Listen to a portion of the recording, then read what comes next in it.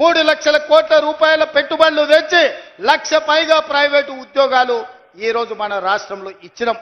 Young India skill university కావచ్చు, young India sports university కావచ్చు, young India integrated residential schools కావచ్చు. ఈ రోజు రెసిడెన్షియల్ స్కూళ్లలో కాస్మెటిక్ ఛార్జెస్ 200% పెంచినాం. ఈ రోజు భోజనాలకు 40% పెంచినాం. పేదోళ్ళ పిల్లలకు మంచి భోజనం పెట్టాలి, మంచి చదువు చెప్పించాలనేదే మా తాపత్రయం. అందుకోసం నీకు దుఃఖం వచ్చిందా చంద్రశేఖరరావు అని నేను అడుగుతున్నా. పేదోళ్ళ పిల్లలు చదువుకోబట్టి, పేదోళ్ళ పిల్లలకు ఉద్యోగాలు రాబట్టే, ఆడబిడ్డలు బయటికి రాబట్టే, మా అక్కల చేతుల నగదు ఉండబట్టే మా అక్కలు బస్సులకు యజమానులైంది, మా అక్కలు విద్యుత్ సంస్థలకు యజమానులైంది, మా అక్కలు పెట్రోల్ బంకులకు యజమానులైంది. ఇవాళ అందరూ బాగుపడుతుంటే ఇంకా మమ్మల్ని అడిగేటోడు ఎవడని ఆయన దుఃఖపడుతున్నాడు. అందుకే నీ దుఃఖం 10 ఏళ్ల వరకు అట్లనే ఉంటుంది. అది పెరిగి పెద్దదై భూతమై నిన్ను కబలిస్తే తప్ప నీకు విముక్తి లేదు. నువ్వు శాపగ్రస్తుడివి చంద్రశేఖరరావు. నీ కళ్ళ ముందల్నే తెలంగాణ అభివృద్ధి చెందుతుంది. అభివృద్ధి చేసే బాధ్యత మేం తీసుకుంటాం. ఇవాళ ఈ వేదిక మీద నుంచి చెప్తున్నా, 94 నుంచి 10 ఏళ్ళు తెలుగుదేశం అధికారంలో ఉన్నది. 2004 నుంచి 2014 వరకు 10 ఏళ్ళు కాంగ్రెస్ అధికారంలో ఉన్నది రాజశేఖర రెడ్డి నాయకత్వంలో. 2014 నుంచి 2024 వరకు చంద్రశేఖరరావు ఈ తెలంగాణ రాష్ట్రానికి బీఆర్ఎస్ అధికారంలో ఉన్నది.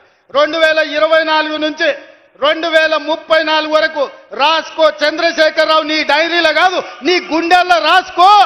నీ కొడుకు గుండె మీద రాయి.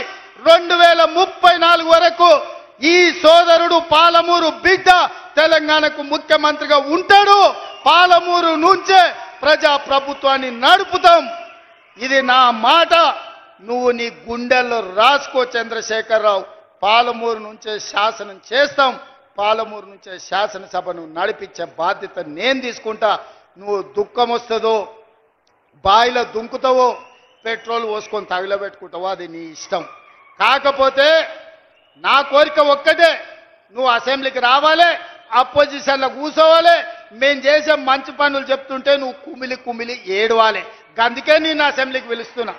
నువ్వు చేసిన ద్రోహం ఏందో, నువ్వు చేసిన అన్యాయం ఏందో, నువ్వు పాలమూరుకు మొత్తం ఎడారిగా మార్చిందేందో, నువ్వు కట్టకుట్ట వదిలిన పాలమూరు, రంగారెడ్డి, కల్వకుర్తి, భీమా, నెట్టంపాడు, కోయిల్ సాగర్ ఈ ప్రాజెక్టులన్నింటినీ పూర్తి చేసే బాధ్యత నేను తీసుకుంటా. తుమ్మిడిఎట్టి దగ్గర నుంచి నీళ్లు తీసుకొస్తా. రంగారెడ్డి జిల్లా వికారాబాద్, చేవెళ్ళ, తాండూరు, పరిగికి నీళ్ళు ఇచ్చే బాధ్యత నేను తీసుకుంటా. ఆంధ్రప్రదేశ్ ముఖ్యమంత్రి గారు కూడా విజ్ఞప్తి చేస్తున్నా. మీరు విఘ్నులు, మీరున్నప్పుడే మొదలుపెట్టారు కల్వకుర్తి. మీరు ముఖ్యమంత్రిగా ఉన్నప్పుడే ఈ జిల్లాల భీమా, నెట్టంపాడు, కోయిల్ సాగర్ ప్రాజెక్టులు వచ్చినాయి.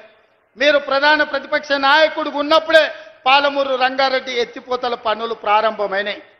మరి మీరు ముఖ్యమంత్రిగా 10 ఏళ్ళు, ప్రతిపక్ష నాయకుడిగా 10 ఏళ్ళు ఉన్నప్పుడు మొదలుపెట్టిన ప్రాజెక్టులను మీరు అడ్డుకోవడం ఏ మేరకు న్యాయం? చంద్రశేఖరరావు గారు కట్టకపోతే చంద్రబాబు నాయుడు గారు అడ్డుకుంటే న్యాయమా?